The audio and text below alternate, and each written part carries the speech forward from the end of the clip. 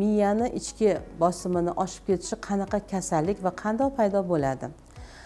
Bizda ko'proq buni черепное давление oshib ketdi degan nom olgan miyani ichki bosimini oshib ketish kasalligi ko'proq umurtqaga bog'liq bo'ladi va miyani ichidagi qorinchalarning kengayib ketishiga hisobiga ham og'riqlar paydo bo'lishi mumkin. Bu kasallik haqiqatdan miyani ichki qismidagi bosim tashqi qismiga o'tib olaman deganda miyani ezishga majbur bo'ladi.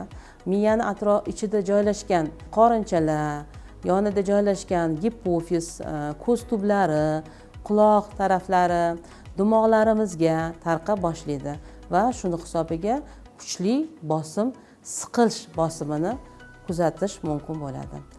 Bolalarda ko'proq liqildog'i yopilgandan keyin bu ichki qon tomir bosimi kuchayib ketishi mumkin. Chunki tepa liqildog'i yopiladi. Shuni hisobiga bosimlar kuchayib ketadi va bolalarda kuchli bosh og'riqni etolmagandan faqat chirillab yig'lashlar kuzatiladi. O'rta yoshda ko'proq spirtli ichimlik, ko'proq gazlangan ichimlik va pivo iste'mol qilgan yigitlarda ko'p juda uchraydi. Bu 27 yoshdan 31 yoshgacha bo'lgan insonlarda kuzatamiz.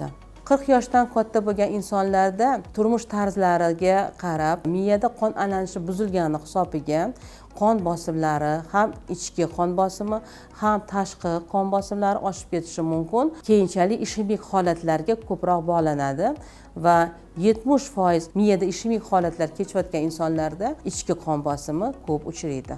Bu og'riqni faqatgina nima bilan yechish mumkin degan savoliga birinchi navbatda qon bosimini o'lchab olish kerak. Qanchalik kuchli qon bosim, shunga qarab davosi yoziladi. Oldindan biz bilamizki, zuluk qo'yishardi, qon bosimi oshib ketyapti deb, ikkinchidan qon chiqarishardi. Hozirgi kunda bunaqa narsalar qilinmayapti, chunki buni o'zini dori vositalar bilan tushirish yo'llari bor. Miyani ichki qon bosimini oshib ketishini oldini olish zarur. Vaqtida dam olish, quyoshi tegida yurmaslik issiq kunda, asabiylashmaslik besabab.